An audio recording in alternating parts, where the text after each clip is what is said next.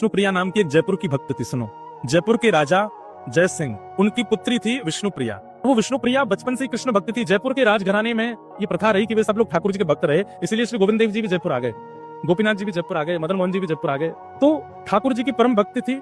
लेकिन विष्णुप्रिया ने एक दिन सत्संग में जगन्नाथ रस कथा सुनी, और जब जगन्नाथ जी के बारे में विष्णुप्रिया ने सुना तो इतनी भावना उनकी जुड़ गई महाप्रभु जगन्नाथ जी से, तो वे अनुचरों को भेजने लगे। दर्शन करने भी गई, जगन्नाथ जी का दर्शन करके आनंदित हो गई। वो पद है ना, मेरो मन गिरधर छवि पे अटके हो, ऐसे विष्णुप्रिया के साथ हुआ। वो जब महाप्रभु जगन्नाथ जी का दर्शन करने आई तो मेरो मन जगन्नाथ में अटको। वो जगन्नाथ जी की ऐसी प्रिय हो गई कि उन्हें महाप्रभु जगन्नाथ जी की याद आती रहती थी।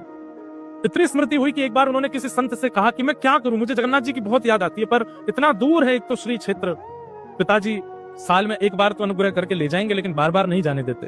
तो किसी संत ने कहा, नित्य ही कोई ना कोई जगन्नाथपुरी जाता है, आप पत्र लिख करके जगन्नाथपुरी भेजें।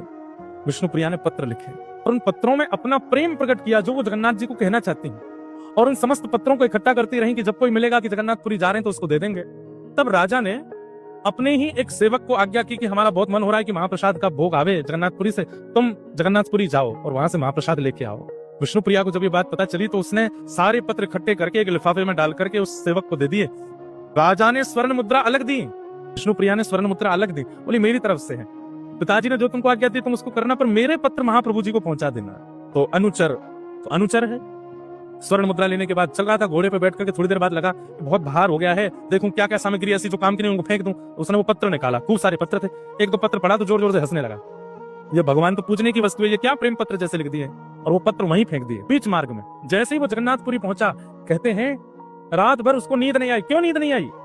कि वो तो जगन्नाथपुरी आ गया, लेकिन महाप्रभु जी जिन पत्रों की प्रतीक्षा कर रहे थे वो पत्र लेकर के नहीं आए। महाप्रभु जी को नींद नहीं आ रही है कि मेरे पत्र आए होंगे, कहाँ है वो, अभी तक नहीं दिए इसने। ब्रह्म मुहूर्त में जैसे उसके नेत्र बंद हुए तो जगन्नाथ महाप्रभु रुदन करते हुए उसको दिखाई दिए और बोले, तुमने अपने मतलब की वस्तु, अपने मतलब की सामग्री तो तुमने अपनी जेब में रख ली, और मेरी मतलब की वस्तु जो तुम जयपुर से लेके आए तो वो तुमने बीच रास्ते में फेंक दी। ये तुमने अच्छा नहीं किया। कल सुबह मेरा दर्शन करने जरूर आना और तुम्हें कल पता चलेगा कि मुझे क्या प्रिय है। तुम्हारे मन में ये भावना है कि केवल स्वर्ण चांदी के आभूषण, पुष्पों के आभूषण, सुंदर सुंदर ये सामग्रियां ही मुझे प्रिय लगती हैं, तो कल सुबह दर्शन करने आना। वो अनुचर जैसे ही महाप्रभु जगन्नाथ जी का दर्शन करने के लिए गया तो क्या देखता है, महाप्रभु जगन्नाथ जी ने विष्णुप्रिया के द्वारा लिखे गए जितने पत्र थे उन पत्रों की ही माला अपने गले में धारण कर रखी, एक एक पत्र अपने गले में पहन रखा।